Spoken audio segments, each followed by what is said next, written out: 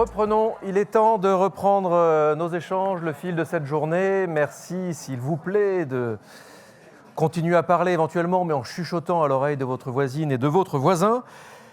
Tiens, je voudrais qu'on aille faire un petit tour sur le nuage de mots. En régie, ils vont nous montrer le nuage de mots en heureux. Vous êtes super nombreux en ligne à remplir sur la partie interactivité sondage. Vous donnez votre mot en heureux. Oh là, il y a une foultitude de mots, donc je ne vais pas les lire, mais il y en a vraiment beaucoup. Continuez à les noter. Vous, dans la salle ici, notez-les aussi dans un coin de votre tête, et puis pourquoi pas aller sur la plateforme aussi, notez-les. Je vous rappelle que nous sommes dans une grande conversation tout au long de la journée. On essaye de prendre le plus possible de questions de votre part, de questions aussi de votre part. Vous qui êtes derrière votre écran, ou bon vous semble, vous n'êtes pas oubliés. Alors, après nous être un petit peu projetés dans le rôle des médias, nous être projetés en 2050, il est temps maintenant de penser à un monde 100% régénératif, pour l'interrogation. La filière de la régénération est en plein essor.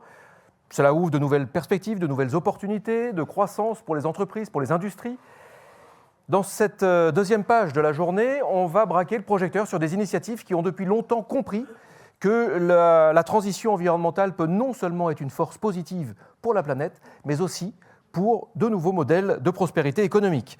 Il y a de nouveaux métiers qui émergent, il y a de nouveaux acteurs clés, on va le voir là pendant 1h30 jusqu'à l'heure du déjeuner. On a bien compris l'importance d'avoir un cap. Maintenant, on va essayer de comprendre comment enclencher tout ça, l'importance d'avoir un plan de vol, en gros, en quelque sorte. La personne qui arrive juste après moi sur cette scène, je vais lui laisser la scène. Moi, je vais partir. C'est pas moi que vous attendiez, de toute façon, je le sais. Je vais lui laisser la scène pendant un petit peu moins de 20 minutes, ou un petit peu plus d'un quart d'heure, c'est lui qui choisira. Après avoir tenu les rênes du Shift Project, il a créé la fresque du climat, il en est toujours le président, et il dirige le cabinet Blue Choice. Je vais demander à Cédric Riggenbach de venir juste après le jingle.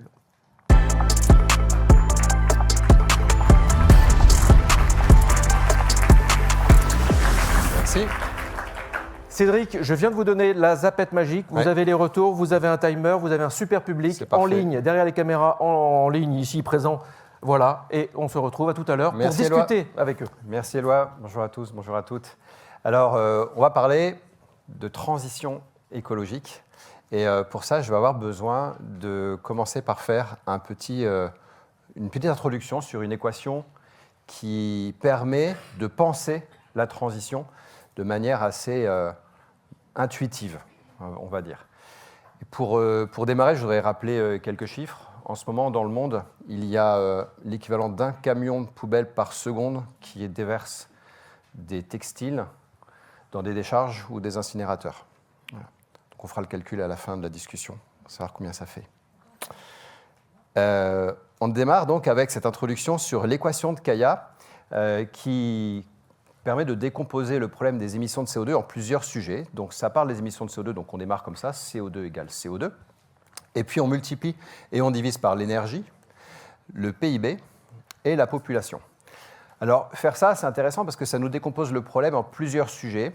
Donc les émissions de CO2, c'est une multiplication de ces différents termes. Le premier, c'est l'intensité carbone de l'énergie, c'est-à-dire combien est-ce que ça émet de CO2 de produire 1 kWh d'énergie. Ensuite, on a l'intensité carbone l'intensité énergétique de l'économie, c'est-à-dire combien est-ce qu'il faut de kilowattheures pour faire un point de PIB. Ensuite, on a le PIB par tête, qui est derrière la notion de croissance économique, et puis on a la population. Alors, pour faire baisser les émissions de CO2, il va forcément falloir faire baisser un ou plusieurs de ces termes. C'est mathématique. On ne peut pas négocier là-dessus. Alors, il y a une façon de faire, c'est la décarbonation du mix énergétique. On peut également améliorer l'efficacité de l'économie. On peut aussi faire de la décroissance. Et on peut tuer tout le monde, ce qui évidemment résoudra le problème, mais on ne va pas faire ça. Donc, il ne nous reste plus que 3 termes sur lesquels on peut jouer. Alors, si je vous dis énergie renouvelable, vous pensez à quoi précisément? Dites-moi quelque chose dans la salle. Énergie renouvelable, éolien, photovoltaïque. Bon, voilà, j'ai lu dans vos pensées.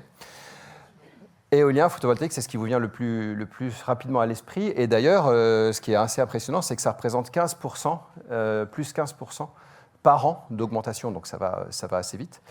Maintenant, si je vous montre le mix global, voilà ce que ça donne. On a, en fait, l'hydroélectricité, c'est le plus gros des énergies renouvelables. Alors, si je mets l'hydroélectricité dans ces énergies renouvelables, j'ai plus qu'une progression de plus 4% par an. C'est déjà moins impressionnant, mais ça reste intéressant. Bon, puis je vais aussi rajouter le nucléaire, parce que ce n'est pas une énergie renouvelable, mais c'est une énergie décarbonée. Et on a du plus 4% par an sur les énergies décarbonées, c'est pas mal. En face, on a quoi? On a le fossile. Le fossile, ça baisse ou ça augmente? Ça augmente, vous avez raison. Alors ça augmente de 1% par an. Voilà. Donc entre plus 4 et plus 1%, on se dit ouais, le plus 4 va gagner. Alors même pas en fait, parce que l'énergie décarbonée, c'est grosso modo 15% du mix mondial. Donc en valeur absolue, le fossile progresse plus vite que le renouvelable. Et puis de toute façon, c'était même pas ça la bonne question. La bonne question, c'était de faire baisser le fossile tout simplement. C'était même pas de voir s'il progresse plus vite ou moins vite que le renouvelable. Voilà. Donc on est encore très loin du compte en ce qui concerne les énergies décarbonées. Ça ne se décarbone pas assez vite et on ne va pas y arriver si on compte que là-dessus. Pour faire baisser les émissions de CO2, il va falloir absolument faire baisser la consommation d'énergie. Pour ça, on peut faire par exemple de l'efficacité énergétique. Alors, ce qu'on gagne depuis des décennies, c'est on gagne 1 à 2% par an. Voilà. Donc c'est intéressant, mais ça risque de ne pas suffire. Donc non seulement ça ne va pas suffire, mais en plus, ces gains de productivité, c'est plutôt une espèce d'accélération en avant, et sachant qu'on est en train d'aller dans le mur, donc si on accélère, on va y aller plus vite, ce n'est pas une bonne idée. Donc si ça ne suffit pas, qu'est-ce qu'on va pouvoir faire? On va pouvoir commencer à réfléchir à faire baisser le PIB. Alors on n'est pas tous prêts à aborder la question de la décroissance, mais ce que je vais vous proposer, moi, c'est d'une certaine façon de dépasser le débat croissance-décroissance et de vraiment poser la question de ce dont on a vraiment besoin. On n'a pas besoin du PIB dans l'absolu. On a besoin, il y a des vrais besoins qui sont derrière le PIB, et c'est de ça qu'on va parler juste après. Alors, le dernier point, pour faire baisser les émissions de CO2, on va essayer de ne pas toucher au terme population et de plutôt dire que ça, c'est une donnée du problème et pas une variable d'ajustement. Alors, maintenant, pour arriver à parler de ce problème des émissions de CO2, on va prendre l'équation de Kaya et on va la projeter dans différents secteurs économiques pour voir ce que ça donne. On prend par exemple le secteur du textile au hasard, et qu'est-ce que ça donne si je projette l'équation de Kaya dans ce secteur? C'est-à-dire que je remplace le terme PIB par des vêtements et des chaussures qui ont été produits. Voilà. Donc, on a, d'un côté, on voit apparaître l'énergie qui a été dépensée pour produire un vêtement ou une chaussure. Donc ça, c'est l'énergie grise. Il a fallu l'énergie pour produire n'importe quel objet. Et puis, on a également le taux d'équipement, le nombre de vêtements, de chaussures par personne. Voilà. Donc, on a l'impression que c'est des notions... voilà, on a l'impression que les deux notions du nombre de vêtements et de chaussures produits sont les mêmes. En fait, pas exactement, parce que d'un côté, quand on dit l'énergie grise des objets produits, c'est les objets produits chaque année. Alors que de l'autre côté, on a le stock des produits qui sont dans nos armoires. Voilà. Donc d'un côté, il y a un flux annuel, de l'autre côté, il y a un stock. Donc mon équation, là, elle est cassée. Et pour la réparer, je vais introduire les termes qui manquent et ça va faire apparaître la durée de vie des produits. Parce que, en fait, pour avoir le même taux d'équipement, si les objets durent plus longtemps, il y a besoin de les renouveler moins souvent. C'est linéaire, c'est proportionnel, c'est mathématique. Donc la durée d'utilisation, ça va nous amener des réflexions sur, d'une part, la durée de vie des objets, il faut qu'ils durent le plus longtemps possible, et l'obsolescence psychologique. Par exemple, réfléchir à qu'est-ce qui est à la mode, qu'est-ce qui n'est pas à la mode, etc. Donc là, vous voyez qu'on est sur des choses qui sont beaucoup plus intéressantes. J'ai vu le nuage de mots tout à l'heure, j'ai bien aimé le mot réparer, j'ai bien aimé le mot réutiliser. Le mot recyclage, il ne faut pas espérer non plus trop du recyclage. Quand on est dans le textile, en général, le recyclage, c'est de la dégradation pour des usages inférieurs. C'est très compliqué de réutiliser tel quel, à des usages équivalents, les textiles. Vous connaissez ça bien mieux que moi. Alors, donc, travailler sur la durée d'utilisation, ça va être une piste d'amélioration intéressante. J'essaie de comprendre où sont les slides. Oui. Alors, maintenant qu'on a cassé l'équation de Kaya puis qu'on l'a réparée, on va voir comment est-ce qu'on peut réduire les émissions de CO2. Mais tout à l'heure, on avait pris l'équation de Kaya de la gauche vers la droite. Puis on était arrivé un petit peu à une impasse intellectuelle qui était de dire, in fine, on va tous mourir. Là, maintenant, ce que je voudrais, c'est qu'on reprenne dans l'autre sens. On va prendre de la droite vers la gauche et on commence par le terme population. Alors, le terme population, on sera à peu près 11 milliards sur Terre à la fin du siècle, grosso modo. Et ça, ce n'est pas une variable d'ajustement, c'est une donnée du problème. On sera 11 milliards plus ou moins 1 milliard en fonction des scénarios.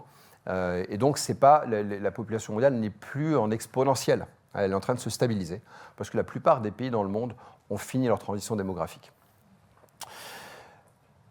Ensuite, donc, la transition, elle démarre quand on se pose la question de la sobriété, de combien j'ai besoin. Voilà. Il y a un autre mot qui m'a plu tout à l'heure, c'était réduire. Voilà. Réduire, c'est se poser la question de ce dont on a vraiment besoin pour être heureux. On vit dans des sociétés de consommation dans lesquelles on achète pour plaire aux autres, on achète pour être plus trendy que le voisin, et on a tendance un peu à mélanger nos envies et nos besoins.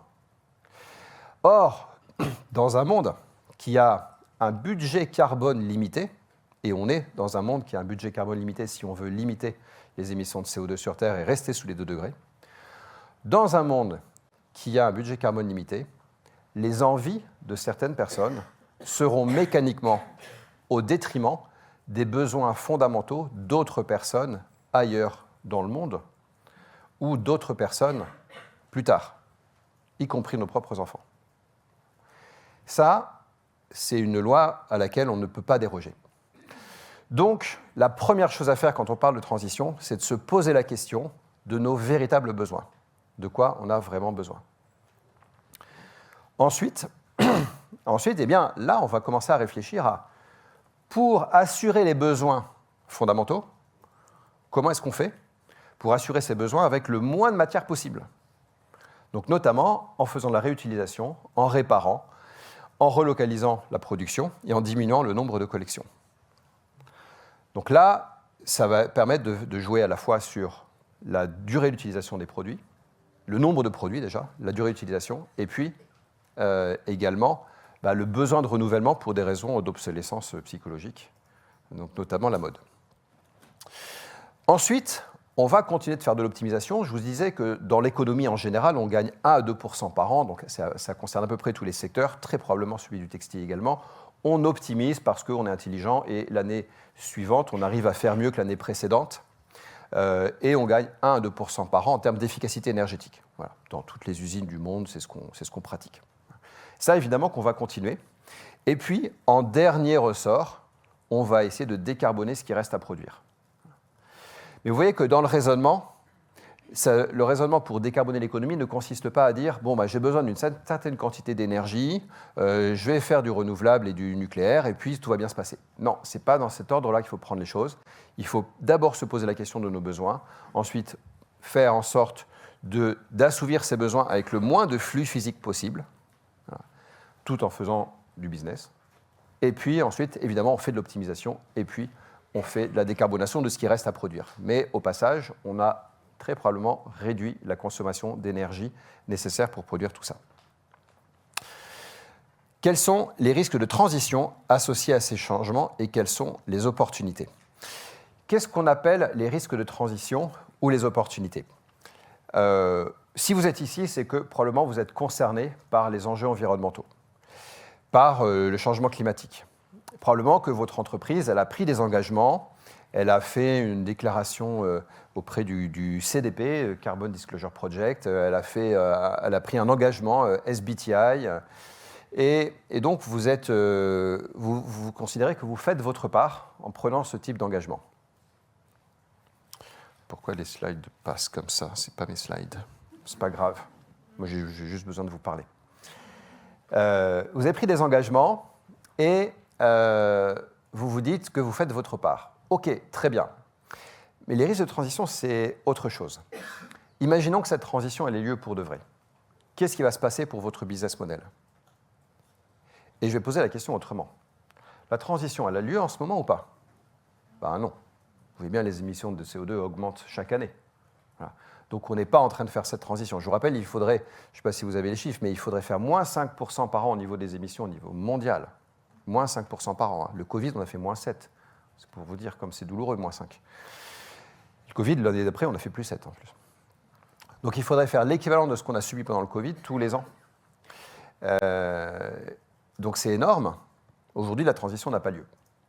Elle n'a pas lieu pour 10 000 raisons. Des vraies raisons.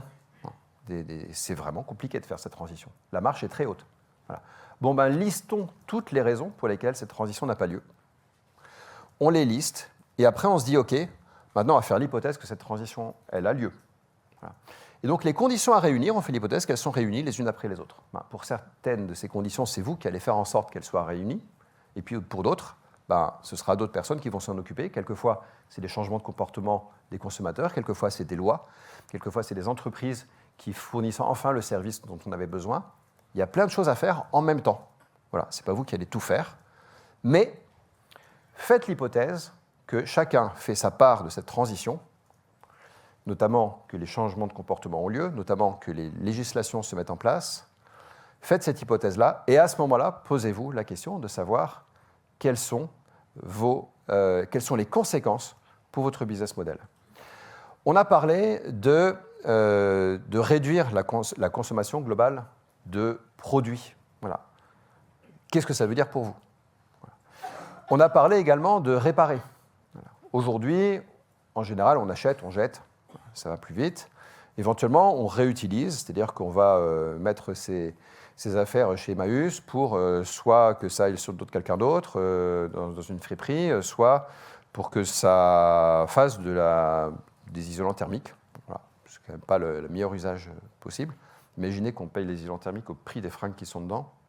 On n'isolera pas beaucoup de maisons. Donc, réparer, c'est quelque chose qui peut devenir une activité économique. Donc là, c'est un changement de business model. Alors vous allez me dire, oui, ça se fait, il y a des entreprises qui réparent des vêtements, des chaussures. Oui.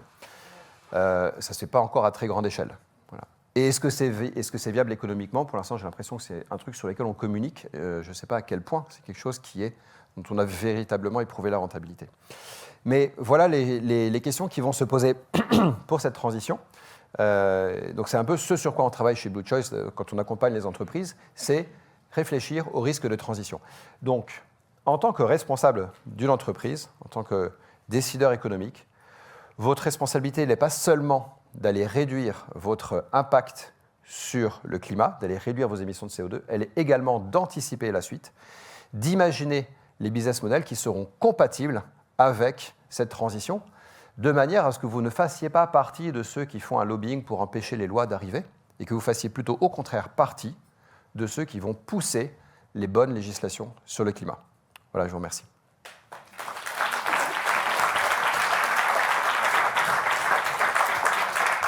Merci Cédric. C'est le moment de l'échange. Donc là, si vous avez des questions, c'est le moment. Si vous avez des questions également en ligne, c'est le moment. Vous ne devez pas hésiter. Il y a une main levée ici. Le micro arrive. Merci beaucoup. Bonjour, Karine Viel, je suis directrice du développement durable des Galeries Lafayette. Moi, ma question, c'était sur l'équation de Kaya appliquée au secteur textile. Pourquoi est-ce qu'il faut séquencer justement de partir de droite avant d'aller vers la gauche, et pourquoi on ne peut pas attaquer les problèmes en parallèle? C'est pas l'équation de Kaya pour le textile qui est comme ça, c'est l'équation de Kaya dans son ensemble. Hein, j'ai remarqué un peu par hasard que la façon dont on avait tendance à prendre les sujets sur le climat, c'était de prendre l'équation de Kaya de la gauche vers la droite, en se disant, bon, il y a un problème sur le CO2, du coup, on regarde comment faire de l'énergie décarbonée. Quand on regarde bien cette question, on se rend compte que ça ne va pas suffire. Voilà. Donc là, si vous lisez un peu Jean Covici, Philippe Biwix, vous arrivez très vite sur les conclusions que ça ne va pas suffire. Du coup, on se dit qu'il faut baisser la consommation d'énergie. Et là, vous regardez des sujets comme l'efficacité énergétique, mais à nouveau, 1 à 2% par an, ça ne va pas suffire. Et donc, vous arrivez sur la question de la décroissance. Et puis, à un moment donné, vous vous rendez compte aussi autour de vous que les gens ne sont pas prêts à la décroissance. Et là, vous basculez dans la collapsologie en vous disant, de toute façon, on ne s'en sortira jamais, on va tous mourir. Voilà. C'est un peu le cheminement naturel que l'on a tendance à faire. Et moi, je vous propose de le prendre dans l'autre sens, parce que je pense que c'est dans l'autre sens qu'il faut qu'il faut raisonner. Donc déjà, il faut enlever le PIB de l'équation de Kaya. Comme vous avez vu, en enlevant le PIB, on voit apparaître un nouveau terme. On enlève le PIB, on le remplace par ce qu'on produit vraiment. Ça casse l'équation. Et pour la réparer, on arrive à faire la différence finalement entre les besoins, les vrais besoins. Voilà, moi j'ai besoin d'avoir une veste sur le dos, et les flux physiques de la production. Quand elle sera HS, il faudra la renouveler. Mais le vrai besoin, c'est que j'ai une veste. Voilà. Et le flux physique qui correspond, lui, il peut se questionner, et on peut jouer dessus si elle est suffisamment solide pour durer longtemps, si j'en prends soin, etc. Et donc, ensuite, seulement en dernier ressort, on va continuer de faire de l'efficacité énergétique parce qu'on n'est pas bête et les ingénieurs vont bosser, on va gagner 1 à 2% par an, on ne fera pas des miracles, mais on va continuer de gagner 1 à 2% par an. Et puis, c'est en dernier lieu seulement qu'on se pose la question de décarboner ce qui reste à produire.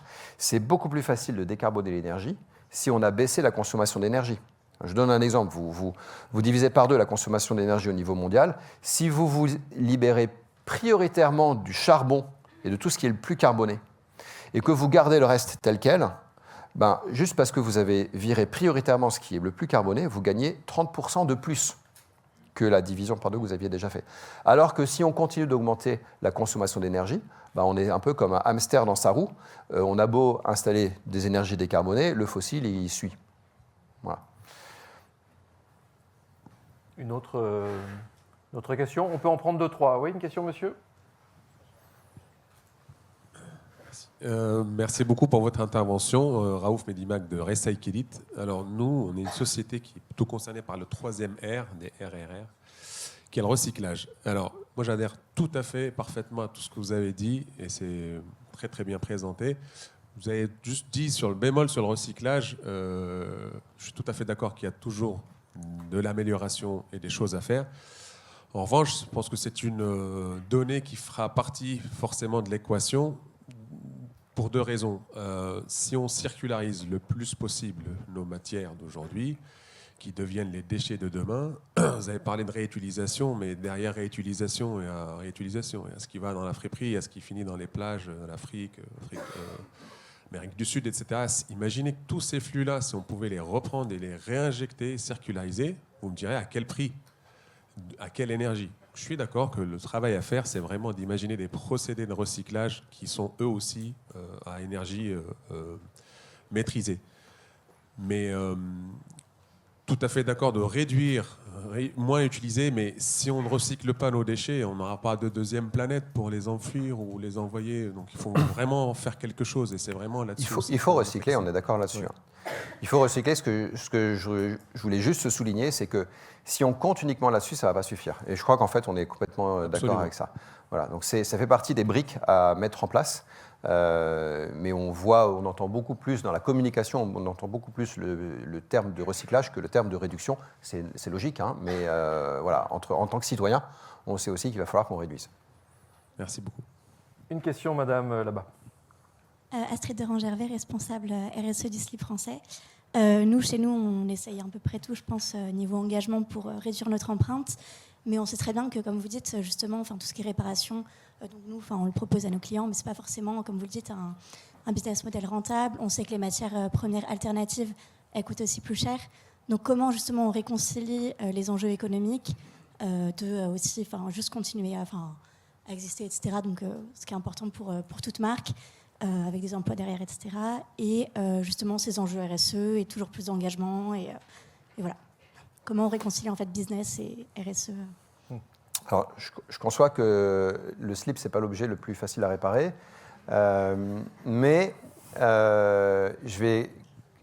avant de répondre à la question, je vais souligner une initiative du slip français que je trouve très intéressante, qui est la vente par souscription, pour baisser le prix de vente, mais en fait, pour baisser une partie très importante de n'importe quelle activité économique, qui est l'acte de vente.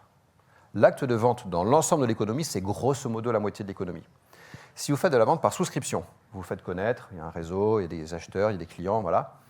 Vous faites un achat par souscription, vous réduisez considérablement l'acte de vente et vous ne produisez que ce qui est nécessaire, que ce qui a déjà été vendu. Voilà. Je suis fan d'un certain nombre de marques qui font de la vente par souscription. Je suis très client de cette idée-là. Et je pense que si l'économie fonctionnait beaucoup plus comme ça ça marcherait beaucoup mieux. On réduirait énormément des choses qui ne sont pas utiles dans l'absolu. Le fait de faire du marketing n'est pas quelque chose qui me sert. À la fin, moi, je porte une veste. Je n'ai pas besoin qu'il y ait eu du marketing qui soit fait sur la veste. Par contre, je le paye, ce marketing. Voilà. Donc, c'est ça que je voulais souligner. Après, dans le reste des activités, dans le textile ou dans la chaussure, il y a un vrai enjeu sur la réparation. Il y a énormément d'objets, peut-être pas les slips, mais il y a plein d'autres objets qui peuvent être réparés et qui peuvent avoir une durée de vie qui est étendue. Mais souvent, ce point-là va avec une conception qui le permet, une éco-conception, si vous voulez, qui permet cette réparabilité. Donc, et ensuite, une organisation également du système, parce que s'il s'agit de recoudre un bouton et qu'il n'y a pas moyen de mettre la main sur le bouton en question, alors en effet, on en a mis un petit ici au cas où, mais ce n'est pas ça la question. Normalement, en fait, si on standardise un petit peu certaines pièces, on arrive plus facilement à la mettre la main dessus pour la réparabilité par la suite. Voilà, sinon, c'est des circuits logistiques beaucoup plus compliqués. Voilà, donc il y a un enjeu énorme là-dessus, et après, il faudra trouver le business model. C'est-à-dire qu'il faudra que des clients soient d'accord pour dire, en fait, ma veste, mon pantalon, si je l'amène à réparer, ça me coûte la moitié du prix, mais c'est bon, quoi, c'est OK, parce que sinon, je vais en acheter un autre. Voilà, donc même la moitié du prix, même pour certaines personnes qui sont peut-être prêtes à payer jusqu'au prix de l'objet neuf, par conviction écologique, ça reste pertinent. Voilà, il faut aller vers ça. J'ai une question, Cédric, question de Stéphane qui nous regarde d'où bon lui semble. Quelles sont les législations en cours au niveau Union européenne et française que les marques devraient pousser ? Alors, je ne suis pas assez connaisseur des législations en cours ou des futures législations, malheureusement. Je pense déjà qu'il y a des choses à faire autour des indicateurs. Alors, il y a certainement des indicateurs en cours de conception qui sont dans les tuyaux, des indicateurs sur la réparabilité. Alors, ça existe dans l'électronique. La réparabilité dans le textile et la chaussure, je pense que ce serait des choses à pousser. À un indice de réparabilité, ça permet aux consommateurs de comprendre qu'est-ce qu'ils achètent. Et là, ça vous fera un peu le tri entre la fast fashion et le reste. Après, est-ce qu'il y a d'autres choses qu'on pourrait pousser ? Alors moi, si vous me posez la question, je serais assez radical. On interdit la pub. Ouais. Voilà, ça c'est assez radical. Alors, démarrons par là. Et après, comment alors, mais ça, c'est pas encore dans les tuyaux des lois en proposition.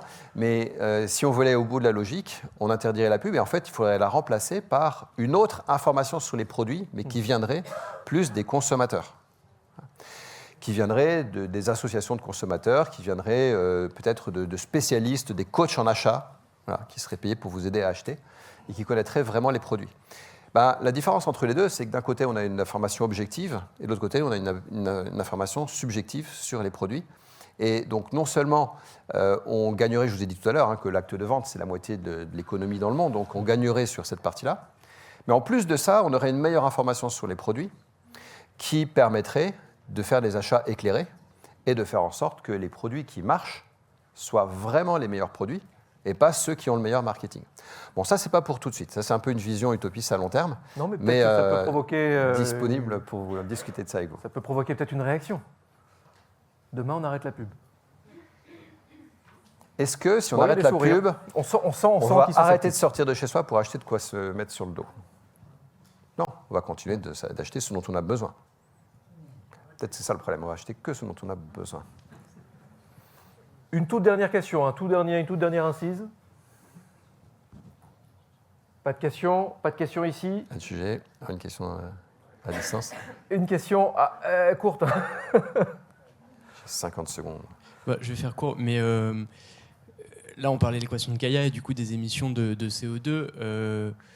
On voit un peu tout sur le textile, 2, 4, 8, 10%. Et c'est des émissions qui sont en augmentation vu qu'il y a de plus en plus de produits neufs qui sont mis en marché, etc. Je me pose la question si vous avez une idée du réel ordre de grandeur des émissions mondiales de CO2 de l'industrie textile. Suivant comment on compte, les émissions mondiales, c'est entre 4 et 8%. Et puis surtout, ce n'est pas que l'empreinte carbone.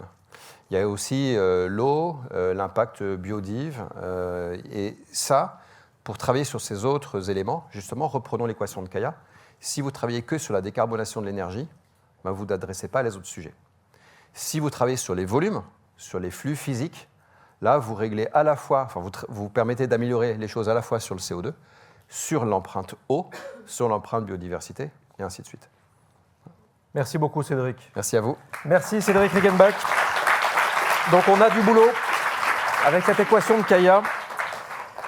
Alors, après avoir visualisé demain, après avoir, à travers l'équation de Kaya, compris le comment faire, je vous propose qu'on ouvre maintenant un chapitre tout aussi essentiel, c'est celui des talents, celui des compétences, celui des métiers. Qui va faire tout ça, en gros?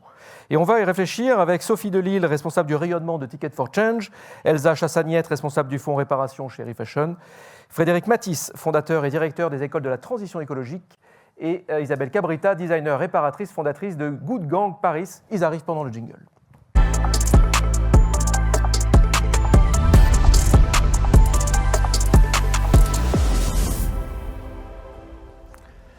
Bonjour, bonjour, installez-vous. Installez-vous, je vous présente le public. Et il nous regarde aussi derrière les caméras au fond. Si vous avez des messages, c'est là-bas. Je voudrais qu'on fasse un très rapide tour de table pour continuer un tout petit peu la très rapide présentation que j'ai faite. Je vais commencer avec vous, Isabelle Cabrita. Donc, j'ai bon, designer réparatrice, Good Gang Paris. C'est quoi? Vous faites quoi? C'est ça. Good Gang Paris, c'est une association dont la mission est de sensibiliser la surconsommation textile en passant par l'expérimentation et notamment la réparation. Parce que j'ai constaté que faire soi-même, c'est un bon moyen de comprendre. Et pour reprendre l'idée des c'est regarder, donc pour garder et regarder, redécouvrir des savoir-faire qu'on connaît plus ou moins, on les a plus ou moins transmis dans nos familles. Et puis c'est recréer, parce qu'un vêtement réparé, c'est une nouvelle pièce. Merci Isabelle, puis vous venez de répondre à ma toute dernière question du coup, sur les mots en re. Merci. Mais vous venez d'en donner 3, donc vous en aurez droit à un 4e tout à l'heure. Ok, super. Frédéric, les écoles, alors, écoles de la transition écologique, les écoles être, c'est assez vache, mais en 30 secondes, c'est quoi les écoles être? C'est vache, ouais. Et en 30 secondes, c'est des écoles qui forment et accompagnent des jeunes, principalement des jeunes de 16 à 25 ans, déscolarisés aux métiers et compétences de la transition écologique. Et on a un réseau aujourd'hui. La première est née en 2017, après 10 ans d'expérimentation. On a mis du temps, à côté de Toulouse, comme vous pouvez l'entendre. Et aujourd'hui, on a 19 écoles en France et on vise 60 écoles en 2027. 2027, donc le on plan y de va. vol est serré. Merci Frédéric, et bravo, 30 secondes, c'est parfait. Sophie Delisle, Ticket for Change en 2 mots?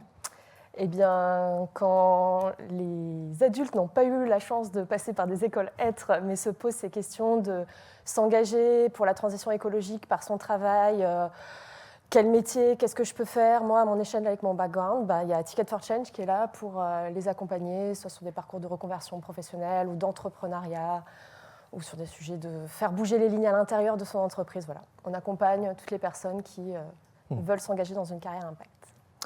Merci. Elsa, vous êtes, je le rappelle, responsable du fonds réparation chez Refashion. Je ne vais pas vous demander de nous préciser ce qu'est Refashion. En revanche, j'ai envie de me servir de vous, pour planter le décor sur ces métiers. Là, on parle des métiers dits d'artisanat. Juste pour y voir clair, en peu de temps, comment on peut débroussailler un petit peu ce sujet? Déjà, on parle bien donc, des métiers d'artisanat, de la réparation, donc textile et chaussures. On distingue quand même 2 familles dans ces métiers, parce que même s'ils se rapprochent sur beaucoup de choses, il y a aussi des petites différences. Donc d'un côté, on a les retoucheurs, toute la partie réparation textile, qui, elle, est en progression depuis 10 ans, qui a multiplié par 2 son nombre de structures. Mais ça reste quand même des métiers fragiles, parce que beaucoup d'auto-entrepreneuriat et c'est du complément de salaire, en fait, c'est pas forcément de l'activité pleine de réparation. Et puis de l'autre, on a les métiers de la cordonnerie, où là, par contre, depuis les années 80, où on avait à peu près 8000 structures, aujourd'hui, on n'est plus qu'à 3005. Alors, ça se stabilise doucement, mais on continue quand même à perdre du monde dans cette population-là, tout simplement parce qu'il y a des départs à la retraite et puis qu'il n'y a pas de repreneurs derrière. Donc, c'est aussi une famille qui est un peu à rajeunir de ce point de vue-là. Dans ces 2 métiers, on retrouve sensiblement les mêmes typologies. C'est-à-dire qu'on va avoir un peu l'image d'Épinal qu'on a du réparateur, donc l'artisan solitaire, l'artisan de quartier, etc., qui existent, c'est vrai, et qu'il faut un peu dépoussiérer. Mais on a aussi des nouvelles structures du digital, des plateformes logistiques. On a des artisans en reconversion aussi, beaucoup, des gens qui ont eu des carrières dans la banque, l'immobilier, et puis qui basculent ou qui rebasculent vers des métiers plus artisanaux. Et en fait, toutes ces typologies, elles existent. Et le but du jeu, c'est de concilier tout ça pour en faire une famille de l'artisanat de la réparation assez unie et qui va répondre aussi aux challenges qui arrivent, parce que même si on est face à des savoir-faire qui sont ancestraux, à des gens qui se forment beaucoup en tant qu'autodidactes, qui vont expérimenter des choses, on a besoin que toutes ces familles se réconcilient, parce que les besoins sont là, en réparation, et ils vont se développer encore plus. Ils vont se développer parce qu'il y a le bonus réparation qui arrive dans un mois. Nous, on a quand même un objectif de la part des pouvoirs publics de plus 35% de réparation d'ici à 2028, donc va falloir y aller un petit peu. La demande, elle est déjà supérieure à l'offre.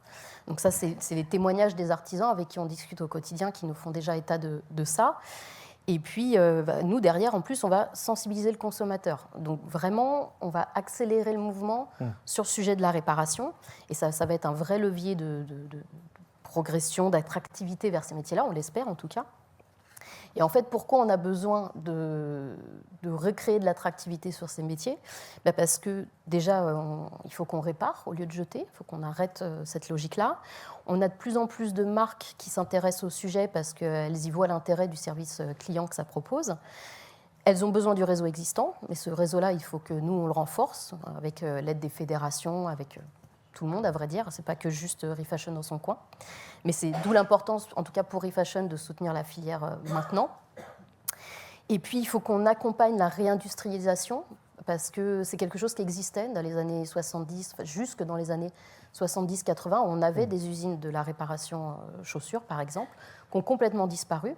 Et sauf qu'aujourd'hui, si on veut pouvoir massifier pour accompagner ce phénomène et que toutes les marques aillent vers la réparation, va falloir réindustrialiser toutes ces filières. Donc, d'où l'intérêt d'être réparateur demain et que c'est un métier d'avenir. C'est un métier d'avenir. Bon, et on dit ça, j'ai envie de dire que tout va bien, sauf que, en fait, vous le dites aussi, la demande est supérieure à l'offre. Donc maintenant, comment faire en peu d'années pour redonner de l'attractivité vraiment à ces métiers ? Frédéric, vous avez une idée là-dessus. Comment on amorce vraiment le changement ? Comment on rend sexy ces métiers de l'artisanat ? Alors moi, nous, notre mantra dans les écoles Être, c'est de dire que les métiers de demain seront des métiers de demain. Donc c'est plutôt bien dans le sujet. Et effectivement, en fait, l'enjeu est plus global sur revaloriser quelque part ces métiers qu'on dévalorise depuis au moins 60 ans. Et je faisais la réflexion avec un jeune il n'y a pas longtemps, de dire qu'en fait, dans les métiers intellectuels, souvent on est installé devant son ordi et en fait on fait que de l'intellectuel, mais dans les métiers manuels, il y a les deux. Donc c'est un métier qui est des métiers qui sont beaucoup plus complets. Nous, quand j'ai développé il y a 20 ans, qu'on a eu cette idée-là il y a une vingtaine d'années, tout le monde disait, les jeunes, l'écologie, les métiers manuels et les métiers artisanaux au sens large, ça ne les intéresse pas. Aujourd'hui, on accompagne 1000 jeunes par an. Il faut qu'on aille plus vite et plus loin. C'est pour ça qu'on travaille aussi avec des organismes de formation comme l'AFPA, etc., pour massifier ce sujet-là. Mais je pense que la quête de sens, en fait, globale aussi de la jeunesse aujourd'hui, liée aussi à tout un contexte de colère et de peur, mais en tout cas sur la quête de sens, il y a vraiment quelque chose à jouer. Et je suis hyper optimiste de voir des moments comme ça où justement on peut en discuter et voir les passerelles qui sont possibles. Oui, Sophie, je vous ai vu acquiescer sur la quête de sens. Effectivement, il faut redonner un petit peu le goût vers ces métiers-là. Moi, un levier qui me semble urgent, important, c'est effectivement de rendre désirables ces métiers-là dès l'école, et notamment par l'approche.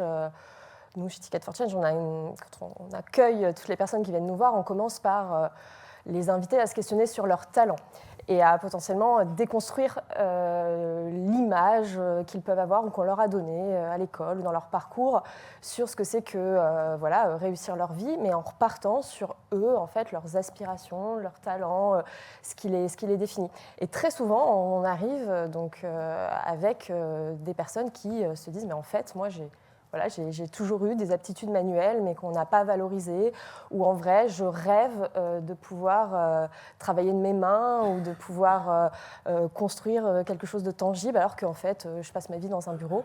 Et en fait, cette dissonance-là, nous, on la constate très, très souvent parmi les personnes qu'on accompagne. Et en fait, le souci, il s'est passé bien plus tôt dans le parcours où ils n'ont pas, voilà, on n'aura pas dit que c'était louable, désirable de peut-être Non, on n'a pas mis en avant le fait que le cordonnier, c'est un sauveteur, en fait. Il nous sauve la vie, quoi. Il nous sauve nos chaussures, il nous les remet belles, les chaussures. C'est fait.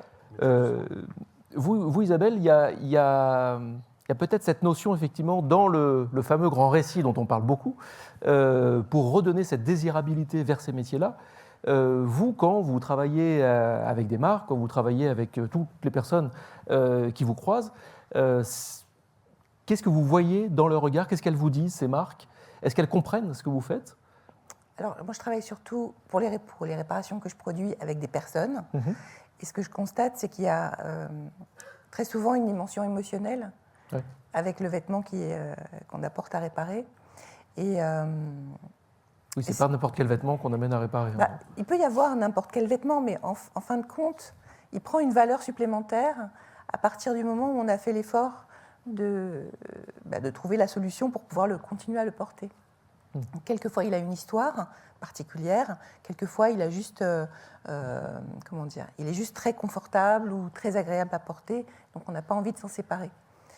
Et comme ça nécessite une certaine part de créativité pour trouver les solutions, parce que c'est très divers les problèmes qu'on trouve sur un vêtement, ça nécessite d'inventer un peu des choses.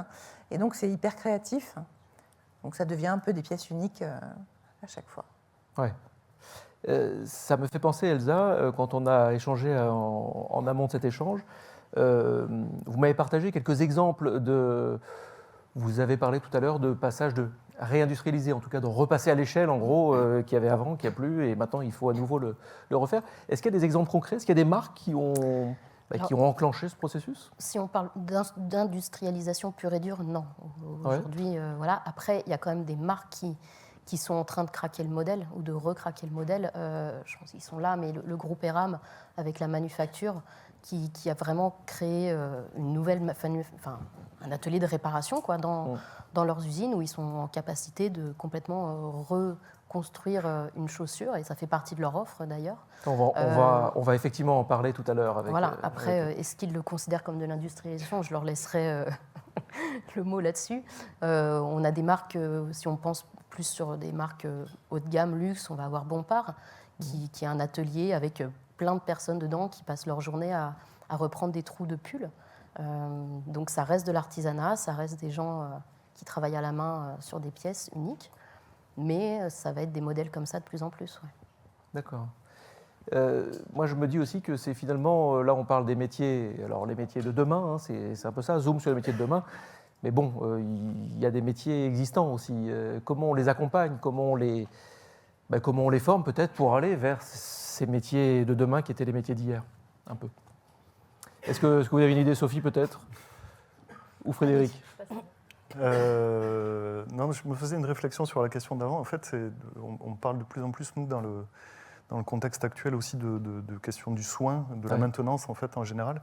On travaille, nous, avec une entreprise qui fait, alors c'est pas de la mode, mais qui fabrique des viennoiseries bio, et qui, en fait, faute de réparateurs, quand ils ont des augmentations de marché ou une machine qui tombe en panne, ils rachètent une nouvelle machine. Ouais. Et donc, je pense que la question de la politique de la maintenance ou du prendre soin, globalement, finalement, doit être un peu mise au cœur des dispositifs de formation et de réflexion, peut-être politique au niveau global. Et comment, donc, après, nous, je pense qu'il y a la question de l'intégration dans cette question de sens. C'est-à-dire qu'il y a aujourd'hui, alors, sur le constat déjà, c'est de dire, effectivement, en fait, il y a plein de secteurs de la transition écologique qui sont déjà en déficit de main-d'œuvre. Nous, on dit la formation représente déjà le goulot d'étranglement de la transition, c'est-à-dire on peut mettre des milliards dans la réparation, dans tout ce qu'on veut. Si on n'a pas les gens qui font derrière, ça va être très compliqué. Et donc, pour redonner tout ça goût, nous, on a vraiment misé sur le fait que, en travaillant dans ces métiers manuels ou artisanaux, on participe en fait concrètement aussi à cette transition. Et donc, on redonne un sens et une application concrète. En fait, nous, on est beaucoup, on en parlait juste avant, mais sur ces questions du faire. Et voilà. Et je pense que c'est ça qu'il faut qu'on arrive aussi à intégrer. Nous, on est dans un contexte aujourd'hui, avec les jeunes avec lesquels on travaille, qui sont de plus en plus en désespérance. La situation de la jeunesse aujourd'hui est très complexe, à plein d'égards, mais ce n'est pas le sujet aujourd'hui. Mais en tout cas, on a envie de travailler. Nous, on travaille avec des entreprises et on a envie aussi de créer ce dialogue-là avec les entreprises pour dire l'appréhension du travail a changé, l'appréhension de la transition écologique a changé et son urgence corollaire. Et donc, il faut absolument installer ces moments de dialogue pour justement comment on fait pour remettre ces métiers-là au cœur en fait, de notre société, je veux dire, en étant très ambitieux. Là. Et Sophie, vous avez quelques clés là-dessus ? Moi, j'ai envie de continuer ce levier de l'éducation, en fait, et des récits qu'on transmet depuis l'école. Je crois qu'il y a vraiment un sujet de changer les mentalités, le regard sur la réussite.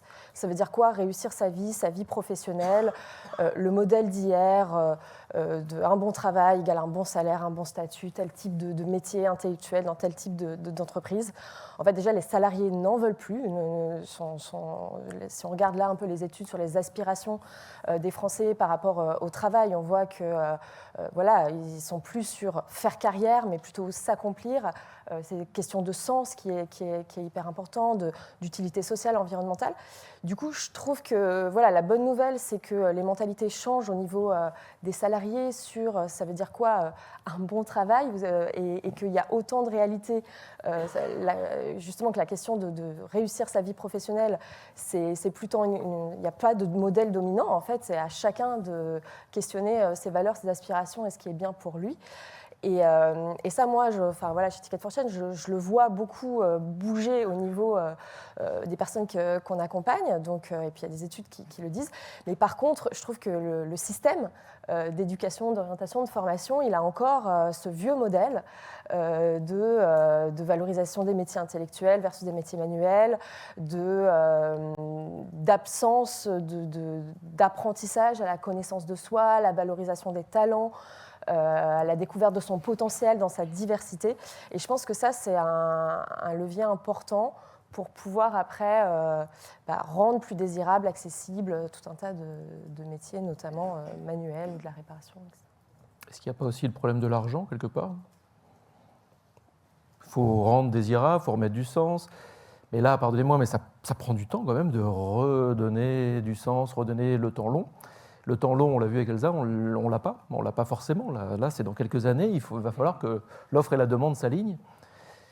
Bon, du coup, là, je place comme ça l'argent sur la table. Non, mais il y a une question salaire, c'est sûr, mais je pense qu'il y a beaucoup de métiers manuels qui sont bien payés.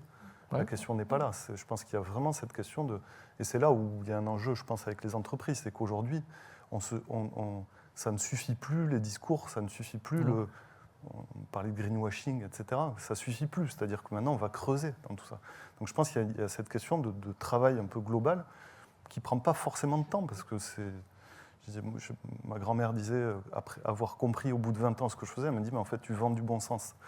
Je dis, bon, oui, c'est un peu vrai, mais en fait, il y a quand même de ça. C'est-à-dire on prend conscience des enjeux. Juste avant, on a vu quand même qu'on est tous conscients maintenant, à quelques exceptions près, mais en global, on a conscience, on sait à peu près ce qui relève du sens et ce qu'on a envie de faire, puisqu'il y a plein d'études et tout ça.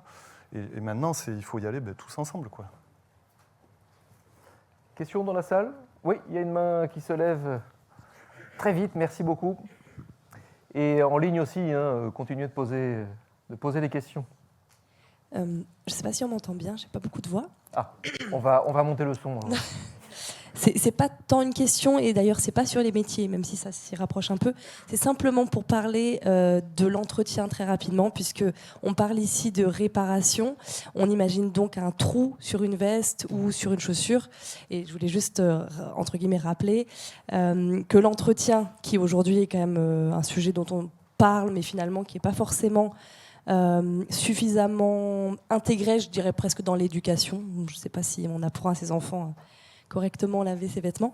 Et c'est un gros sujet parce que finalement, il y a des choses qui ne se réparent pas, quelque chose qui va être distendu, bouloché d'une certaine manière, décoloré. On ne peut pas toujours recolorer. Donc voilà, c'était simplement... Vous pouvez réagir, c'est pas forcément une question, mais pour dire que finalement, on imagine toujours le trou et il y a beaucoup de choses dans l'entretien avant. Voilà. C'est vrai qu'avant le trou, on peut l'éviter, ce trou. Avant le trou ou d'autres choses que le trou, parce que parfois on n'utilise plus un vêtement, je sais pas, un pull qui serait lâche, on va le laver, ça va pas reprendre sa forme, et finalement, il va avoir perdu son utilité, ou en tout cas il était près du corps, il l'est plus, et finalement on n'en veut plus, et celui-là, il n'y a pas grand-chose à réparer dessus, ou voilà, des élastiques qui sèchent, des choses comme ça. Donc voilà. Merci beaucoup. Non, c'est une incise importante, effectivement. Il ne faut pas. Je pense que Elsa, déjà, oui. il y a quand même une idée à déconstruire, c'est qu'on a beaucoup de choses qu'on peut réparer. Il ne faut pas croire que tout n'est pas réparable. Presque tout est réparable. Ce qui va être peu réparable, c'est en fait des questions de matières premières qui vont être de mauvaise qualité et qui ne sait pas qu'elles ne sont pas réparables, mais ça va devenir en fait un espèce de cercle infernal de réparation et donc de coûts de réparation qui est un peu délirant. Mais en vrai, si on s'écarte un peu de ça, presque tout est réparable. Je pense qu'Isabelle saura mieux en parler sur la maille que moi, mais il y a quand même beaucoup de choses qui sont faites. Et après, pour ce qui est de l'entretien, c'est effectivement une étape qui est primordiale avant la réparation. Là, si l'entretien n'est pas trop dans le sujet aujourd'hui, c'est tout simplement parce que... Alors moi, j'ai mon biais, évidemment, fonds de réparation, et le texte de loi parle bien de réparation et pas d'entretien, mais en attendant, c'est effectivement quelque chose qui est primordial et qui fait partie de la pédagogie qu'on doit avoir avant de réparer, il faut entretenir. Isabelle, oui, vous voulez dire un mot ? Oui, ce que je voulais dire, c'est qu'il y a différentes sortes de réparation. Moi, j'ai tendance à pratiquer le visible mending, dont on a fait mention tout à l'heure. Et puis, il y a les réparations invisibles. Et il y a un sujet que je trouve très important, c'est de dédramatiser cette histoire de visibilité. Pour donner leur chance à certains vêtements, il faut accepter que la réparation va se voir. Et je pense que c'est un enjeu aussi pour les professionnels de la réparation d'intégrer cette dimension vraiment créative pour apporter une solution là où on a l'impression qu'il n'y en a pas. Et effectivement, la maille fait partie de ces choses qui sont exigeantes en termes de réparation si on veut que ça ne se voit pas. En revanche, dès qu'on accepte l'idée d'avoir une trace, un message qui s'inscrit sur le vêtement, ça devient beaucoup plus joyeux. Et je pense que cette dimension-là, elle est hyper intéressante. J'ai une question de quelqu'un qui nous suit, Alessia, qui nous suit sur le live, sur Internet. Le prix de la réparation ne devrait-il pas être plafonné ? Donc là, on revient peut-être à cette notion d'argent là, que j'ai placée maladroitement sur la table. La réparation devrait rester accessible à tous, justement pour la démocratiser.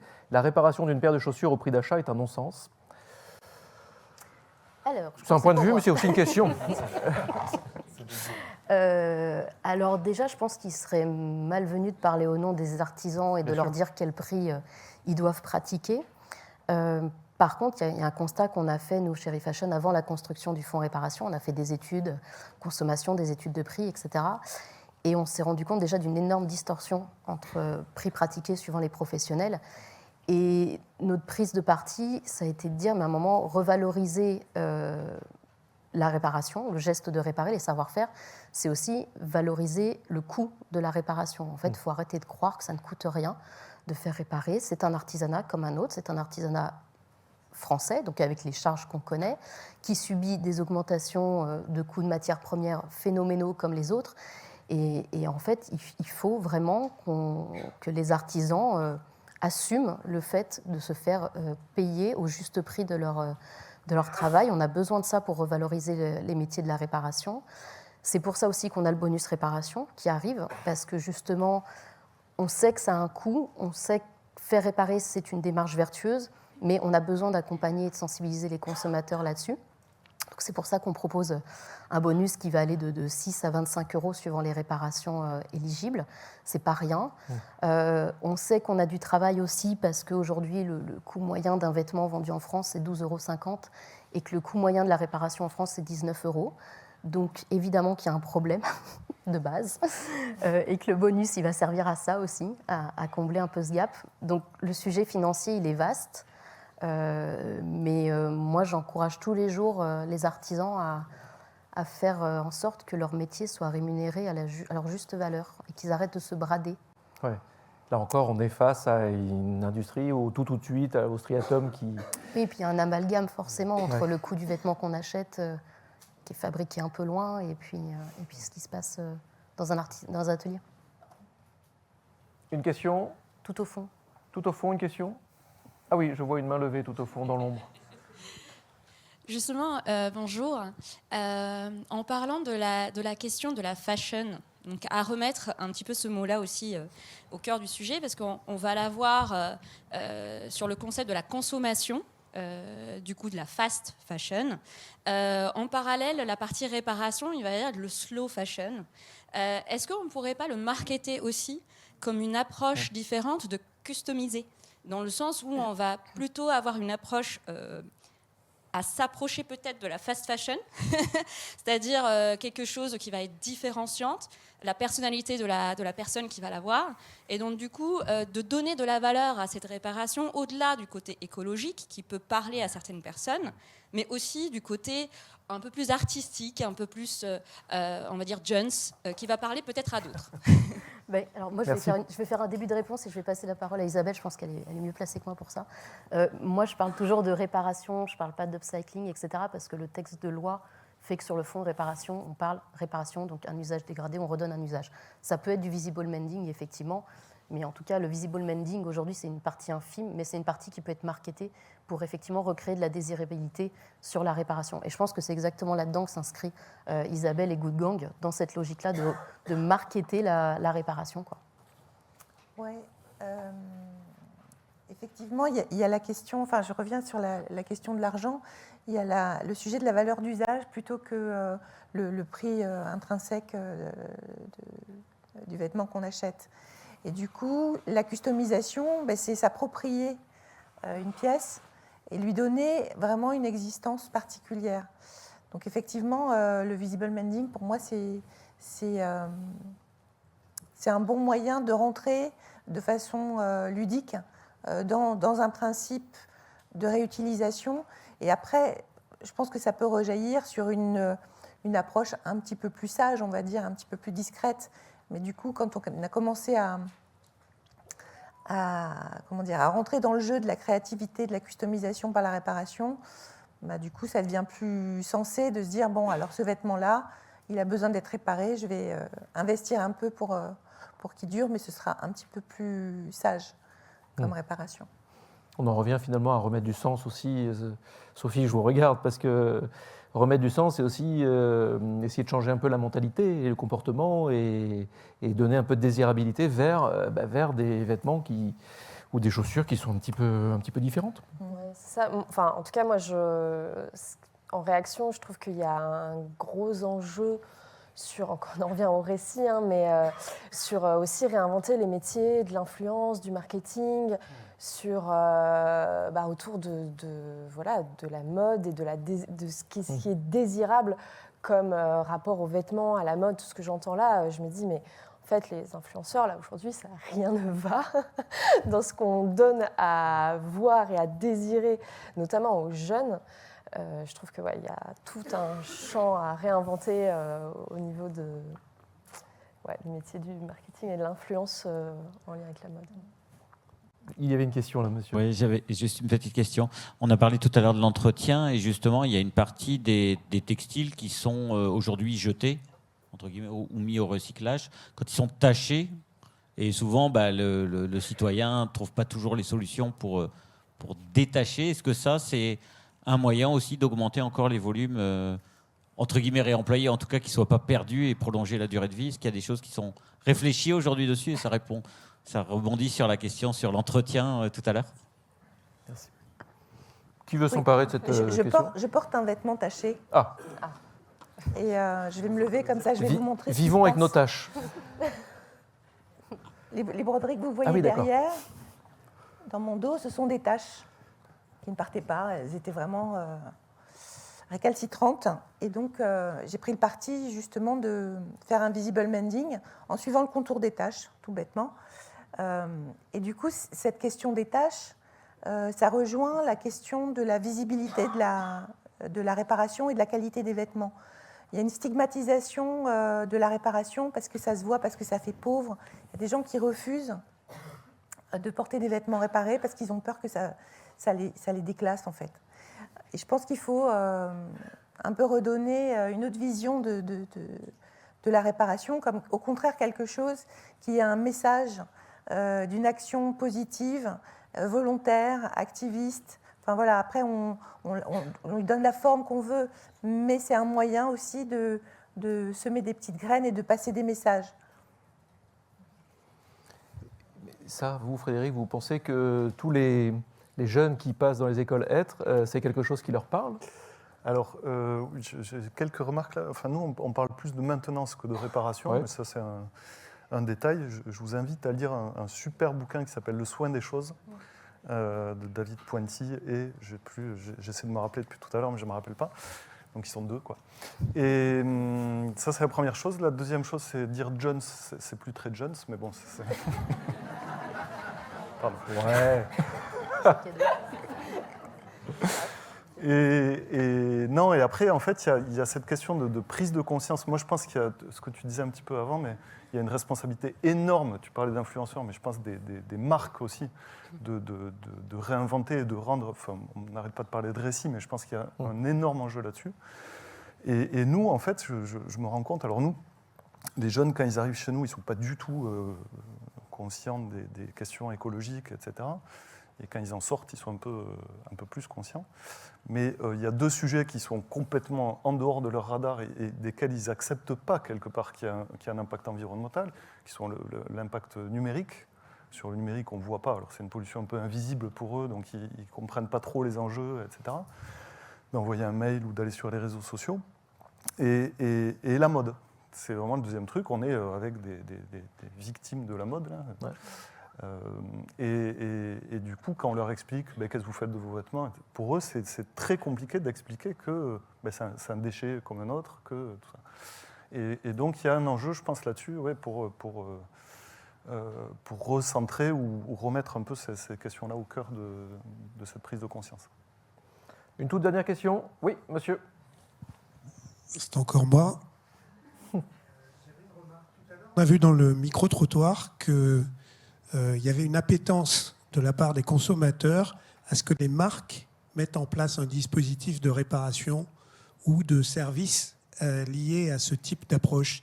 Est-ce qu'aujourd'hui, en termes de marketing, des marques, je sais qu'elles payent une éco-contribution qui va servir au fonds de réparation, est-ce qu'elles ne peuvent pas mettre en place des dispositifs qui vont servir à, si elles mettent ce type de service, une forme de récompense du consommateur quand il vient réparer plutôt que d'acheter des produits neufs en solde? Je laisserai les marques faire bien ce qu'elles veulent faire. Mais en tout cas, il y a une chose qui est sûre, c'est qu'on a besoin des marques pour être pédagogues et élargir le message. Parce que mes artisans indépendants, là, qui sont 12 000 en France, c'est eux, la force vive de la réparation aujourd'hui. Mais eux, leur capacité d'être pédagogue, elle est très restreinte. Elle s'applique à leurs clients, à leur réseau. Donc c'est vrai qu'on a besoin des marques pour aller porter la bonne parole, pour évangéliser le message de la réparation. Après, ils lui donneront la forme qu'ils voudront bien lui donner et le message qui correspond à leurs clients, à leur clientèle. Et en fait, et à l'inverse, les marques ont besoin des artisans pour pouvoir développer leurs services. Parce que pour beaucoup, c'est quand même partir de zéro. Le modèle économique de la réparation, il est compliqué. Surtout pour les marques entrée et milieu de gamme. Donc on va les laisser réfléchir là-dessus. Non, on va réfléchir avec eux. Mais d'abord, il faut qu'on structure un peu la base artisanale, la force vive actuelle, pour que les marques puissent massifier derrière et proposer des services complets et cohérents à leur clientèle. Merci. Le mot en re, voilà, là c'est... Je ne vais pas rentrer dans mon temps rouge. Bah, moi, je Le pourrais mot en dire re, Elsa. réparer, mais c'est un peu facile. Ouais, un peu. Donc, Alors on va faire un petit tour et puis... non, mais tu auras j'ai mes droit à mots un en deuxième mot. re. Ah, Mais oui.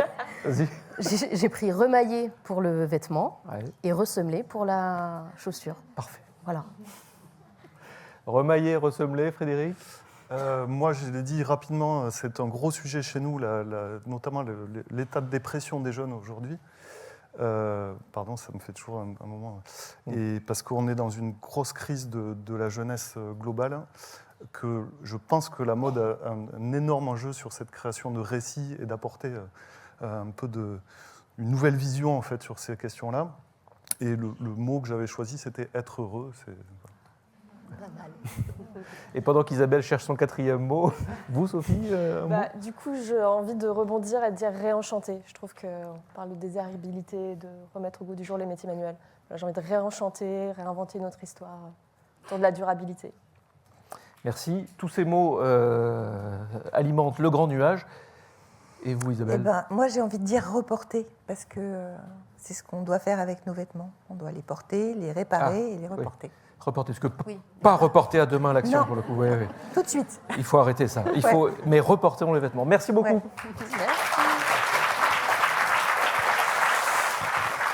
Merci beaucoup. Alors, il faut faire ce mouvement-là, comme ça, vers moi, et puis ce mouvement-là, derrière les fauteuils. Mais en fait, vous faites comme vous voulez. Merci beaucoup. Alors, nous allons lancer maintenant une autre page, une nouvelle discussion, un nouveau format, une grande conversation tous ensemble. Je compte vraiment sur vous, sur vos questions, sur vos idées. On va parler de la mise en place d'une offre de seconde main. Comment mettre en place une offre de seconde main? Et pour ça, on va en parler avec Adèle Rink, qui est responsable du fonds Réemploi-Réutilisation chez Refashion. Et puis, on va parler avec Émeric Deschamps, qui dirige Foam, qui est un des exemples que nous allons explorer. Après le jingle.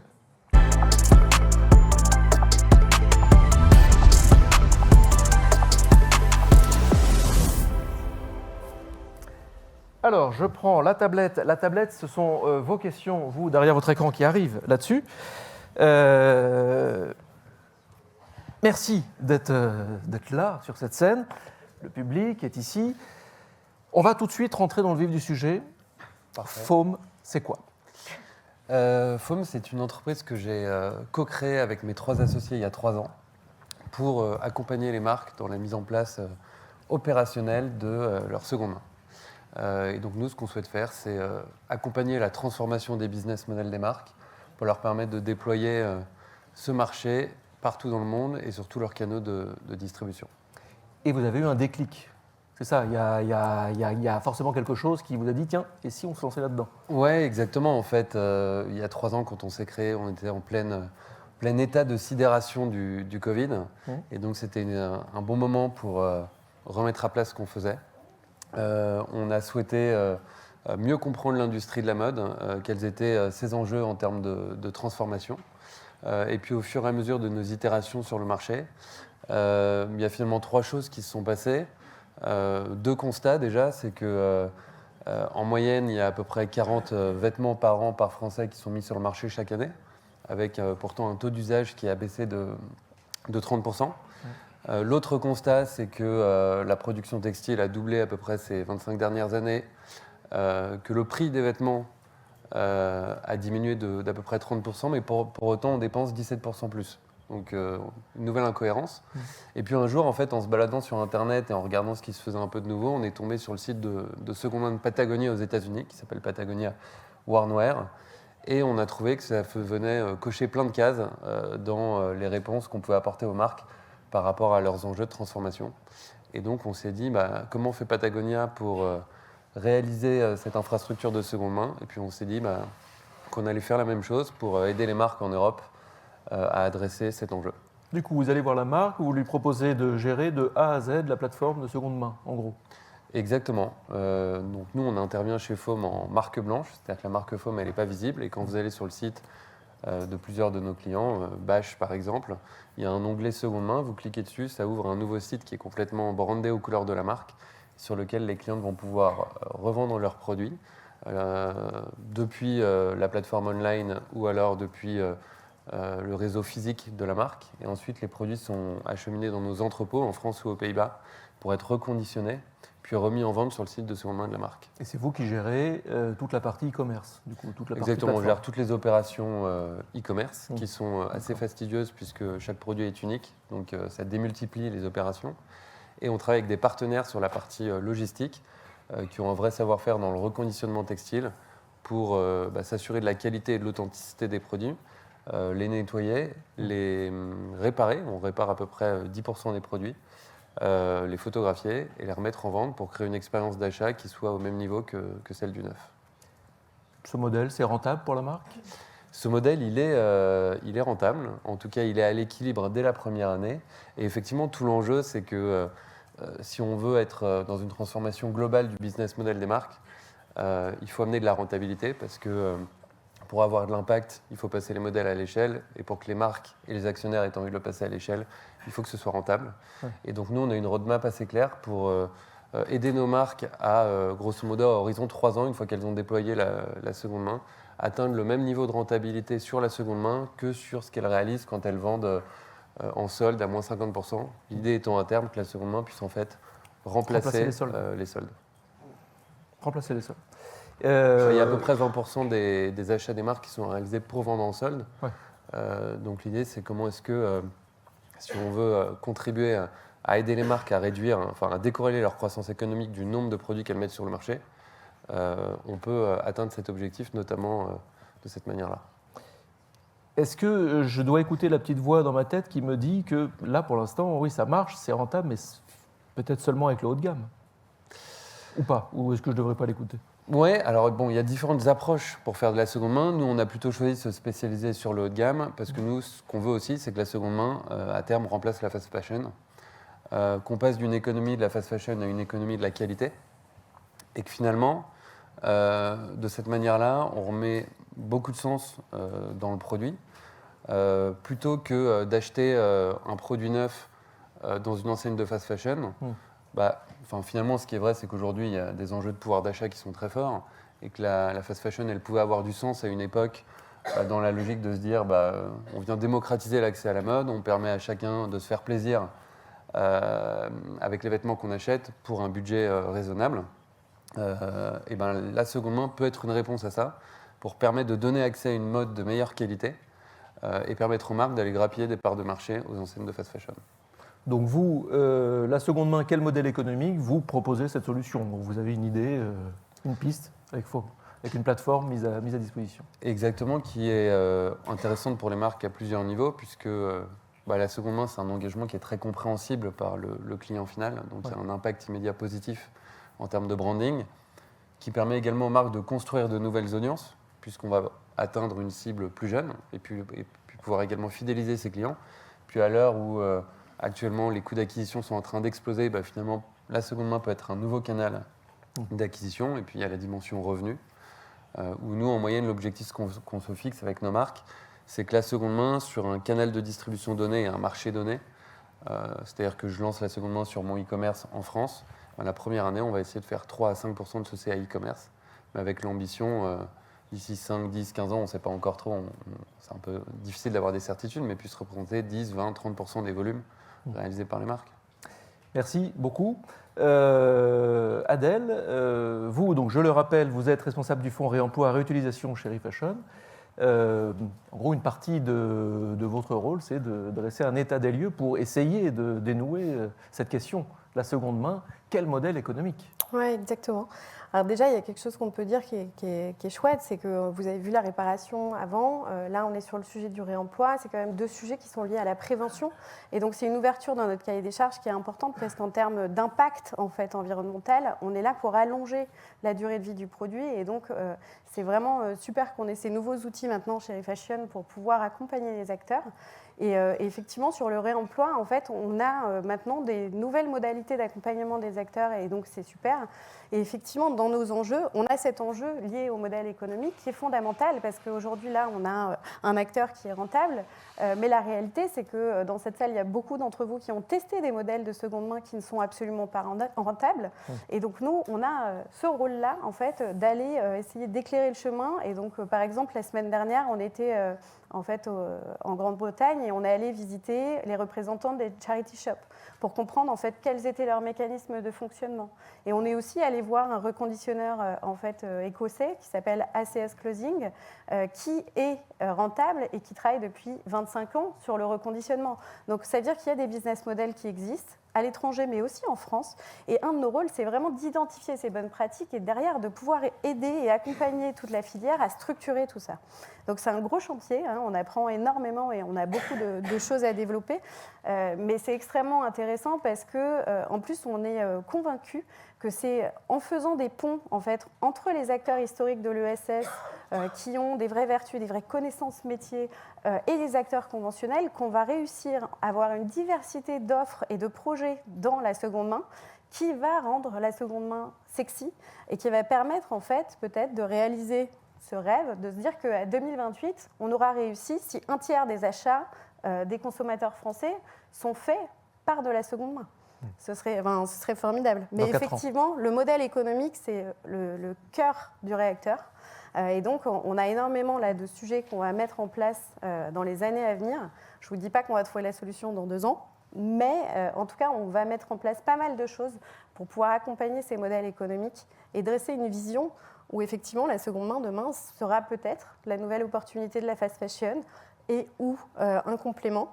On n'a pas de solution et de baguette magique, mais en tout cas, on a des sujets intéressants. Est-ce que dans la salle, il y a des questions, des commentaires, des expériences qui pourraient venir alimenter la conversation? Monsieur. Et sur le web aussi, bien sûr. Oui, bonjour, Jean-Manuel Bourgeois, GBTEX. Ma question est la suivante. En vous concentrant sur le haut de gamme de la seconde main, n'avez-vous pas peur d'appauvrir le reste de la seconde main? Quand on est dans un centre de tri, souvent les pièces de haut de gamme, c'est ce qui va aussi valoriser les pièces, on va dire, de moins haut de gamme.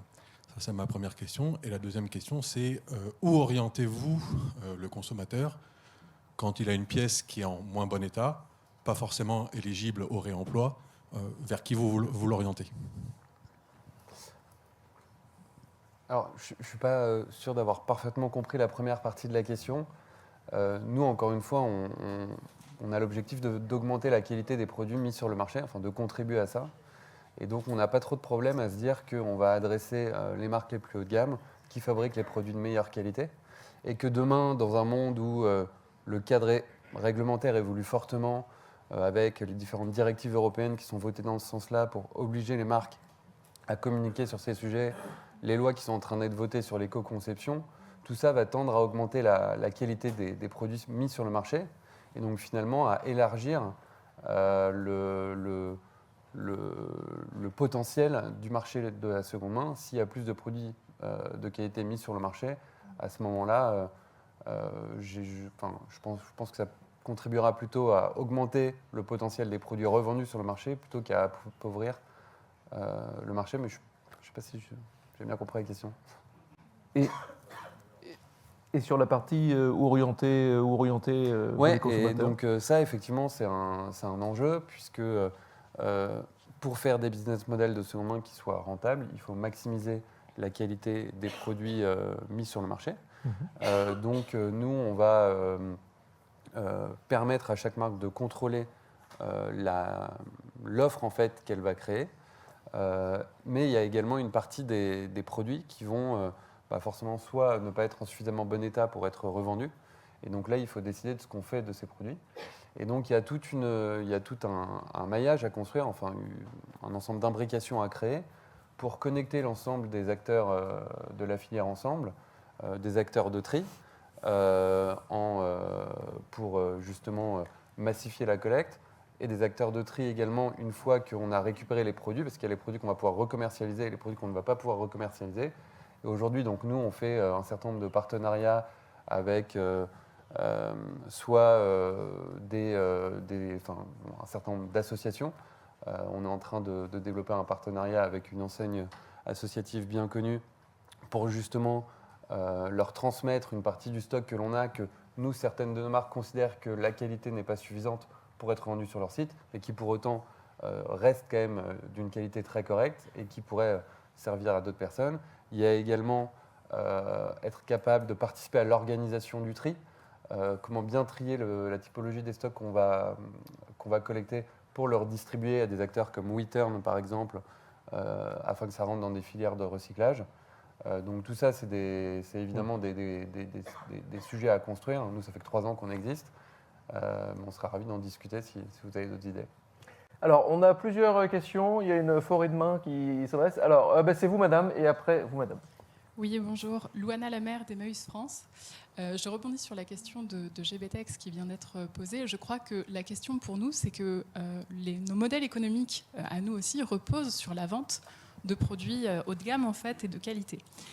C'est-à-dire que moi, dans les associations Emmaüs que je connais, notre chiffre d'affaires qui nous permet de financer nos actions sociales, elle repose sur la vente de produits dans nos espaces de vente. Et donc aujourd'hui, ce qu'on constate, c'est que si les produits haut de gamme de qualité partent vers des marques qui pratiquent le réemploi, ça appauvrit le gisement que nous, on peut proposer à notre clientèle. Et donc, de facto, ça réduit aussi notre chiffre d'affaires pour financer nos actions sociales.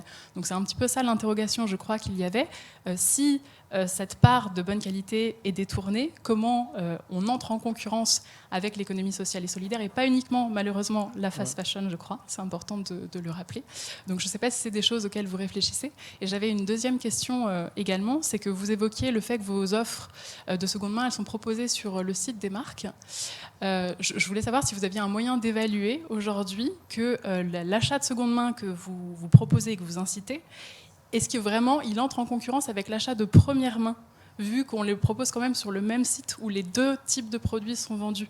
Est-ce que vous avez une réflexion là-dessus et un moyen de l'évaluer, ça, aujourd'hui? Merci. Alors, non, mais pour répondre à la question, en fait, encore une fois, moi je crois que la qualité des produits sur le marché, elle va augmenter. Donc il y aura de plus en plus de produits recommercialisables en seconde main.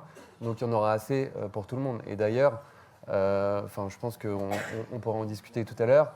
Mais nous, on a des personnes dans notre équipe qui, je crois, sont en contact avec les équipes d'Emmaüs pour justement, en tout cas, on pourra en reparler tout à l'heure, mais pour vous réallouer une partie du stock chez un de nos clients qu'on a pu collecter. Et donc, je pense que plus tard, on a plutôt intérêt à travailler ensemble pour si effectivement il y a une catégorie de produits qui peut être intéressante pour vous, justement fluidifier la transmission de ces produits-là et vous aider également à retirer de la valeur de ce marché-là. Et sur la deuxième partie, sur l'évaluation, est-ce que ça ne vient pas concurrencer une offre de seconde main sur un site? Est-ce que ça ne vient pas concurrencer l'offre de première main? En fait, on crée une offre complémentaire. Donc non, on ne vient pas concurrencer l'offre de première main. Au contraire, on va adresser une nouvelle cible, souvent plus jeune, qui a un peu moins de pouvoir d'achat, primo-accédante de la marque. Et donc, on le voit bien dans les statistiques qu'on a chez nos marques. On a à peu près 70% des clients qui achètent de la seconde main, qui sont des nouveaux clients de la marque ou des prospects. Et donc, ça ne vient pas cannibaliser, en tout cas, la première main. Merci. Il y avait une question. Alors, on va démarrer avec madame, parce que j'ai dit tout à l'heure que c'était madame. Et après une question ici. Et Adèle, j'ai retenu quand même que le modèle que tu es allé voir en Écosse était rentable depuis 25 ans. Ouais. Et ça m'intéresse de savoir après. Mais pourquoi? Madame. Question rapide. Est-ce que pour vous, qu'est-ce qui est le plus difficile, de capter un gisement de qualité pour qu'il soit revendu sur ces plateformes ou d'écouler ce qui est proposé sur ces plateformes? Tout l'enjeu sur la seconde main, c'est le sourcing des produits. Donc, c'est être capable de capter du stock de qualité. Et donc, c'est le gisement à constituer. Ensuite, en termes d'écoulement, en fait, à partir du moment où on contrôle le prix d'entrée et le prix de sortie, on contrôle aussi l'écoulement, on contrôle la qualité de l'offre et on va contrôler aussi la rentabilité du projet. Donc, tout l'enjeu, c'est plus capter le gisement. Madame. Et si je peux me permettre, pardon, Oui. mais je rebondis parce que, en fait, ce matin, on a beaucoup parlé de collectif, de pensée collective pour adresser des sujets. Sur ce sujet-là, justement, avec les sujets qu'on évoque là, d'accès au gisement, on a vraiment besoin de pensée collective. Donc j'appuie là-dessus parce que nous, c'est vraiment la vision qu'on a. Et je pense qu'en fait, ça va demander un travail intellectuel de chacun, de se mettre autour d'une table et de dire, OK, comment on repense ce système et on réinvente la façon dont on travaille aujourd'hui dans nos business models pour assurer cette transition et aller vers cet objectif tous ensemble. il y a la place, mais il faut la construire. Non, mais j'insiste un peu parce qu'en fait, c'est bien de se dire qu'il y a des concepts qui sont hyper importants, mais là, notre préfrontal, il va falloir qu'on le fasse marcher là. Il faut passer à l'action. Non, mais c'est justement, moi, je trouve que c'est hyper intéressant d'avoir des acteurs qui sont différents, qui ont des projets différents et qui emmènent tous les citoyens avec eux. Mais justement, comment nous, on se rassemble pour proposer des choses qui soient sexy aux citoyens et que le réemploi devienne vraiment le premier réflexe demain avec des projets, en soutenant des projets différents et sans se combattre, en fait, vraiment en étant dans la coopération. Oui, bonjour à tous. Je suis Pascale de chez Petit Bateau et j'ai notamment lancé le projet Seconde Main. Et j'avais une question, mais c'était la même question. C'est comment du coup être rentable sur cette seconde main? Et pour vous, Aymeric, Petit Bateau, on est aussi quand même des vêtements, on produit des vêtements durables et de qualité, mais on n'est pas haut de gamme. Du coup, quelles seraient pour vous aussi les clés pour le faire de manière rentable? Ou du coup, est-ce que vous avez une feuille de route pour aller aussi vers des marques comme les nôtres qui sont abordables mais de qualité? On commence par la rentabilité, du coup, on fait un lien, et puis après, on garde, c'est un peu le Alors, je n'ai pas fil. toutes les clés du business de ACS Closing, donc je ne pourrais pas vous donner tous leurs secrets. Ce qui est sûr, c'est que déjà, en fait, en Grande-Bretagne, il y a une vraie tendance à la location. Donc, eux, ils ont monté leur business à la base sur la location de kilt. Donc, autant vous dire que c'était assez inédit. Et ensuite, ils l'ont ouvert aux costumes. Donc, ils font énormément de costumes hommes et du vêtement femme de cérémonie. Donc ça, c'est vraiment le gros de leur business. Et ils commencent à faire, en fait, ils ont une bonne part de leur chiffre d'affaires quand même, mais avec des acteurs qui font de la location. Donc en fait, on est sur des systèmes et sur des marchés qui sont aussi réceptifs à tout ça.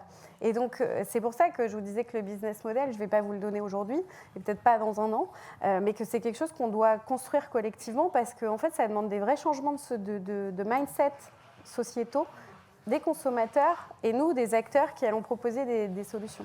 Oui, puis nous, on n'a pas beaucoup de kilts, pour le coup, ça va être compliqué de refaire exactement le même modèle. Effectivement. Mais sur la cérémonie, il y a des choses à faire. Sur la cérémonie, en fait, il y a quand même des voies qu'on peut ouvrir, je pense. Et Aymeric, sur la partie... Sur la partie rentabilité, moi, je serais ravi aussi d'en discuter parce que j'avais plutôt l'impression que Petit Bateau était assez pionnier et en tout cas que votre business de la seconde main marche plutôt bien. Nous, effectivement, aujourd'hui, je pense que notre business model ne serait pas tout à fait adapté à Petit Bateau parce que dans notre modèle d'authentification des produits, de contrôle qualité, de remise en état, de réparation, il y a forcément des coûts logistiques à absorber. Et donc, nous, la rentabilité de la seconde main, elle se calcule en fait en créant une marge entre le prix d'achat du produit et le prix de vente, qui a un premier niveau de marge brute, où nous, on essaye de viser un niveau de marge de 40 à 50% avec nos marques. Et ensuite, une fois qu'on va appliquer nos commissions, les coûts logistiques et notre commission pour le service qu'on réalise, qui reste une marge à terme entre 20 et 30%. Et donc, effectivement, plus la valeur des produits est élevée, plus on a une capacité à réaliser une marge importante. Après, ce qu'on souhaite, c'est évidemment pouvoir élargir ce service au plus de marques possible. Et donc, il y a différentes manières de faire, notamment peut-être en personnalisant les opérations de reconditionnement selon la typologie de la marque ou la typologie, la catégorie de produits, puisqu'aujourd'hui, on applique à peu près la même logique sur tous les types de produits, ce qui n'a pas vraiment de sens, ont été contraints par des choix techniques au départ. Et donc ça va pouvoir permettre évidemment d'optimiser la rentabilité du modèle. Et ensuite, je pense qu'il y a aussi différentes manières de faire. Il y a plusieurs acteurs sur le marché. Je pense que ce qui est avant tout crucial, c'est de se dire quelle est la valeur qu'on veut apporter aux clients pour que la marque se différencie des services qui existent sur les grandes plateformes traditionnelles. Et à partir du moment où on va créer de la valeur pour son client, ensuite, je pense qu'on sera capable de trouver les économies qui permettront d'amener de la rentabilité. Mais vraiment, la priorité, je pense, c'est créer de l'usage et après trouver les solutions pour justement optimiser la rentabilité du modèle. Une dernière question ou une avant-dernière, ce sera peut-être la dernière question, monsieur. Oui, bonjour, Jean-Michel Luvon, Société Mapea. En fait, la question qui se pose aujourd'hui, ce n'est pas tellement de savoir comment on va valoriser les 10 ou 15% de vêtements durables et réexploitables, mais c'est comment on améliore la qualité du gisement global. Et aujourd'hui, la qualité se dégrade depuis les années 90. Je n'ai pas l'impression que ça s'améliore. Et quel est l'indicateur ou comment on fait pour que les 85% de textiles qui sont mis sur le marché ne soit pas en dégradation permanente, ce qui appauvrit toute la filière. Merci pour la question de fin, monsieur. Non, mais... Enfin, effectivement, les produits qui sont déjà sur le marché, soit on développe des solutions de recyclage pour les remettre en état, et donc ça, nous, aujourd'hui, on n'est pas les experts du recyclage, on n'est pas les bonnes personnes pour répondre à cette question. Par contre, je crois que demain, la tendance de fond, c'est quand même une évolution, comme je le disais, du cadre réglementaire, pour avoir des produits qui vont être éco-conçus, et pour qu'également, à partir du moment où un produit est fabriqué pour être revendu plusieurs fois, la marque a tout intérêt à fabriquer un produit de bonne qualité. Et donc l'augmentation de la qualité sur le marché, elle passera également par le développement en fait, de ces business models qui pousseront les marques à fabriquer des produits de meilleure qualité dans cette logique de revente. Plus l'évolution réglementaire, avec notamment le fait qu'on sera de plus en plus poussé à mettre sur le marché des produits éco-conçus notamment.